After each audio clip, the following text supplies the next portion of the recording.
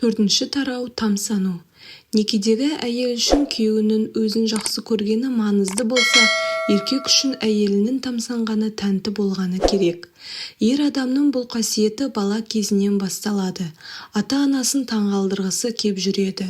Әйелінің тәнті болғаны әсіресе жас отбасындағы мансабын енді бастап келе жатқан жігіттерге керек. Күйеуіңіз сізді қалай тәнті етуді қалайды? Ер азаматтар көбіне өзінің еркектік қасиетімен таңғалдырғысы келеді. Мысалы, ол сізге ыдыс жууға көмектессе, бұл іс мақтауға тұрғанымен таңғалуға тұрмайды. Сондықтан мына істеріне тәнті болыңыз. Физикалық күшіне, еркектік ерлігіне, ер адамдардың ісіндегі жауапкершілігіне, лидерлік қасиеттеріне, сексуалдық мүмкіндіктеріне, шешім қабылдағыштығына, бір іске берілгендігіне, интеллектілігіне, табандылығына, жетістіктеріне. Осындай тамсанулар өзін нағыз еркек сезінуге көмектеседі. Еркектің құрметтеуге әрі тамсануға тұратын іс-әрекеттері. Сіздерді қамтамасыз ету үшін жұмыста өткізген уақыты, газон құюда, жиһаз жылжытуда, қақпақ ашуда қажет болған күші, сізге және балаларыңызға билік жүргізгендегі мәнері, сақалы немесе мұрты, двигательді жөндей алуы, дене бітімі, сексуалды әрекеттері, тік мінезділігі, ауыр жүрісі, еркектік киімі, төмен дауысы, кең иығы, ер адамға тән қолының күші, жұмысқа жауапкершілігі. Күйеуіне тамсануды қалай дамытуға болады? Бұрын мән бермеген қасиеттерін анықтаңыз, өзіңізді ойлай бермей, оған қызығушылық танытыңыз. Оны тыңдаңыз. Егер тыңдаушысы жақсы болса, ол өз жұмысы туралы жақсылап айтып береді. Күйеуді қалай таңдауға болады? Еркекті тек таңдап қоймай, оны осы тақырыпқа қаншалықты берілгенін бақылаңыз. Егер айтқанының бәрі түсінікті болса, таңғалдырған жерін табыңыз, сұрақ қойыңыз. Жай ғана тыңдап қойсаңыз, күйеуіңіздің көңілі қалады. Оған сіздің сүйсінгеніңіз керек. Жақсы тыңдаушы болу үшін әйелге білімді болудың қажеті жоқ. Күйеуіңізден сүйсінетін қасиеттерін таппағанда не істеу керек? Сыртынан көрінбей тұрса да, ол қасиеттердің күйеуіңізде барына сеніңіз. Ол қасиет ұйықтап жатқан болар. Әйел сенім артқан кезде ер адамда небір жақсы қасиеттер оянады. Өткен күнге оралыңыз. Бүгін жақсы қасиет таба алмасаңыз, өткендегі жақсы іс-әрекеттерін еске алыңыз. Нақты мысалдар келтіріңіз. Тамсануды қалай жеткізу керек? Жалпыламай емес, нақты айтыңыз. Мысалы, осындай мықты жігітке тұрмысқа шыққаныма қуаныштымын деген секілді. Мені күшті қамтамасыз етіп отырсын дегендей. Жұмсақ, нәзік үнмен көзіңізді қуанышқа толтырып айтыңыз. Қорытынды. Ол жасаған істер мен айтқан сөздеріне жіті мән беру арқылы тамсанудың шебері болып алуыңызға болады. Көбіне нақты әрі жылылықпен айтыңыз. Тапсырма. Күйеуіңізге мына сөздерді айтыңыз. Балаларымды қамтамасыз ету үшін талмай жұмыс істеп жүргеніне ризамын. Көлік жөндесе, мұны жөндеу қиынның қиыны шығар. Қақпа сырласа, қалай күшті бояйсың? Сенің айтқанынан қайтпайтын жігіт екеніне сондай бақыттымын. Кез келген проблеманы шешетін мінезіне тәнтімін. Сондай нағыз арман мақсаттары мен ұмтылыстары бар жігітке тұрмысқа шыққан мен қандай бақыттымын. Жанымда басқарып отыратын сен барда өзімді нағыз әйел сезінемін. 5-ші тарау. Ер азаматтың мақтанышы. Гордость. Тағы да ер азаматтарға тән қасиеттерді еске алып көрейікші.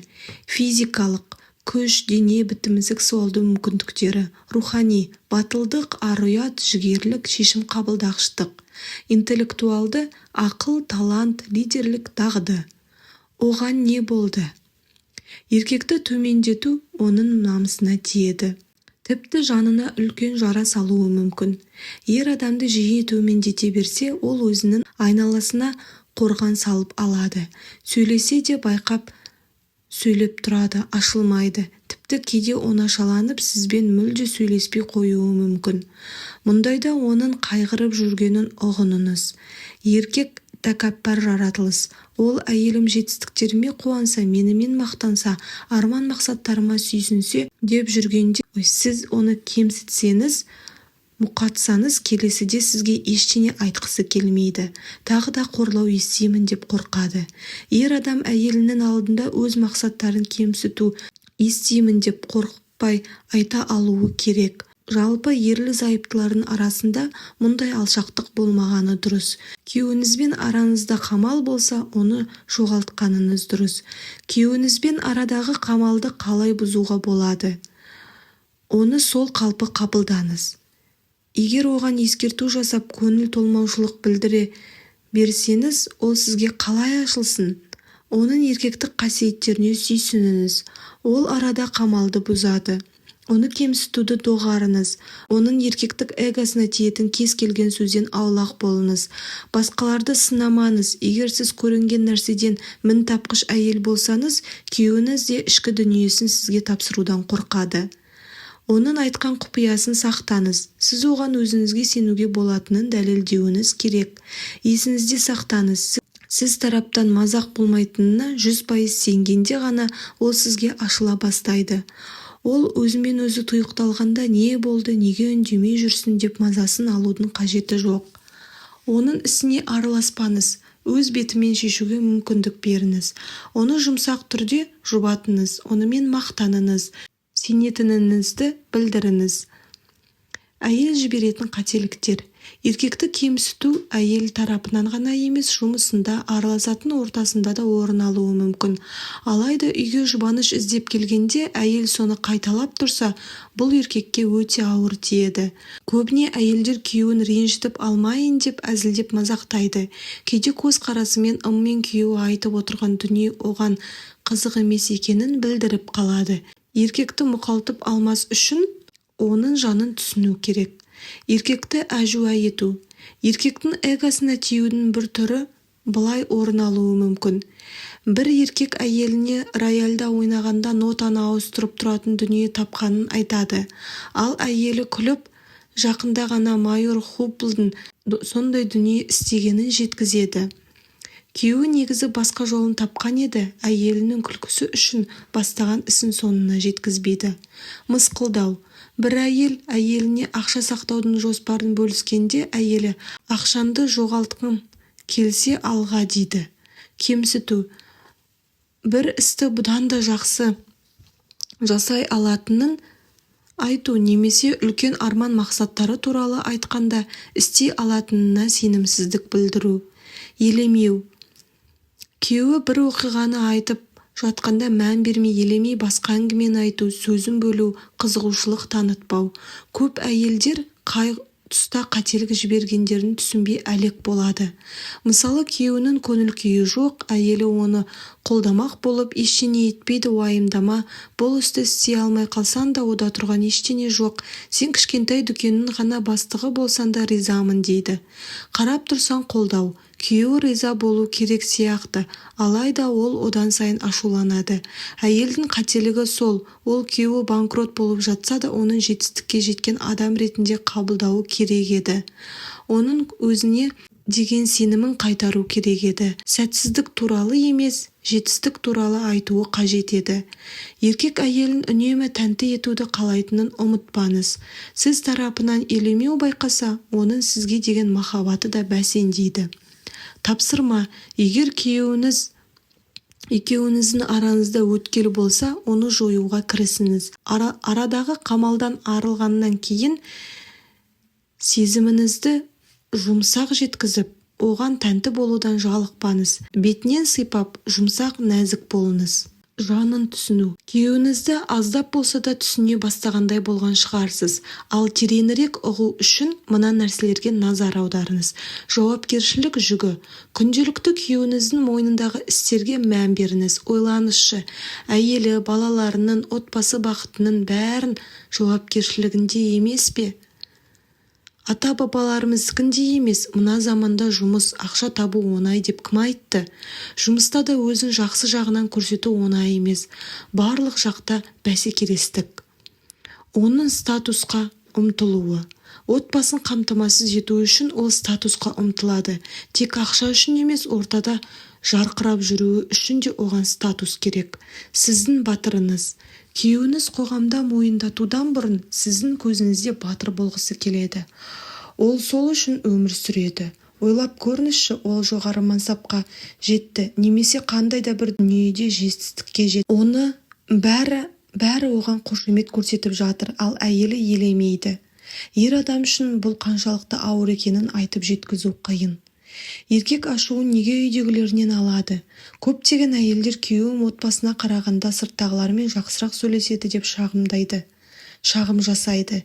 Еркек сырттан үйге өзін жақсы жағынан көрсетуден шаршап келеді. Үйде өзімен өзі болғысы келеді. Сондайда әйелі түсіністік танытып, оны қалай бар солай қабылдауы керек. Түсіністіктің болмауы. Көңіл бөлмеушілік. Көптеген әйелдер күйеулерінің жұмыста көп уақыт өткізетінін, отбасына көңіл бөлмейтінін айтады. Оған себеп күйеуінің отбасын ақшамен қамтамасыз еткісі келуі. Бір кездегі өзара келісім әйелінің көбірек ақша талап етуі болуы мүмкін. Үй шаруасы. Тағы бір әйелдер күйеулерінің үй шаруасына қол тигізбейтінін айтады. Бұл тақырыпты алдағы бөлімдерде талқылаймыз. Күйеуді жұмыстан қарсы алу. Бір әйелдер күйеуін есіктен кірер-кірместен барлық проблеманы айта бастайды. Қаржы салу. Күйеуі жаңа бизнеске немесе басқа бір іске қаржы салғысы келгенін білген әйелдер ипотеканы біткеніміз жаңа, ол неге керек деп жатады. Солай күйеуінің алыс болашақты ойлап жатқанын түсінбейді. Әйел күйеуінің алдында асуы тиіс үлкен белестердің барын, еркектер әлемінде өз орнын іздеп жүргенін түсінуі керек. Әйел күйеуінің алдында асуы тиіс үлкен белестердің барын, еркектер әлемінде өз орнын іздеп жүргенін түсінуі керек. Күйеуіңіз жұмыстан шаршап келген. Күйеуіңіз жұмыстан келгенде, балаларыңызға жұмыстан шаршап келген әкесін есіктен сүйіп қарсы алуды үйретіңіз. Сосын жатын бөлмеге апарып киімдерін шешуге көмектесіп, ыңғайлы жатуға жағдай жасаңыз. Отбасы мүшелерімен сөйлеспес бұрын демалып алуын бақылаңыз. Ол сіздерді қорғау үшін қажеттіліктеріңізді өтеу үшін еңбектеніп жүр. Кешірім. Күйеуіңіздің жанын түсінгіңіз келсе, оның қателіктеріне де мән беріңіз. Ер адамдар кешкі асқа кешігетінін ескертуді үнемі ұмытып кетеді. Олар туған күндер мен маңызды даталарды есте сақтамайды. Әйелдері өтініш еткен істерді ұмытып кетуі мүмкін. Ал сіз ондай жағдайларда кешірімділік білдіруіңіз қажет. Рухы түсіп кеткен еркекті қалай жұбату керек? Көп әйелдердің қателігі сол. Олар күйеулерінің проблемаларын шешуге кірісіп кетеді. Алайда оларға керегі мүлде бұл емес. Олар сізге жанымды түсінсе, самооценкамды көтерсе, күдігімді сейілтсе деп келеді. Өзі сұрамаса, кеңес те бермеңіз. Егер жұмыстары туралы өзі айтса да жақсы, айтпаса, сұрап қыстамаңыз. Бұл сәт өтеді де кетеді. Сіздің жетістікке жететініңізге сөзсіз сенеміз деу керек. Тапсырма. Күйеуіңізге біздерді асырау үшін сенің иығында жатқан ауыр жауапкершілікті енді сезініп жүрмін.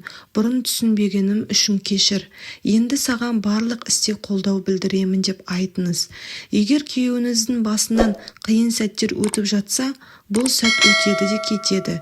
Сіздің жетістікке жететініңізге сөзсіз сенеміз, деңіз.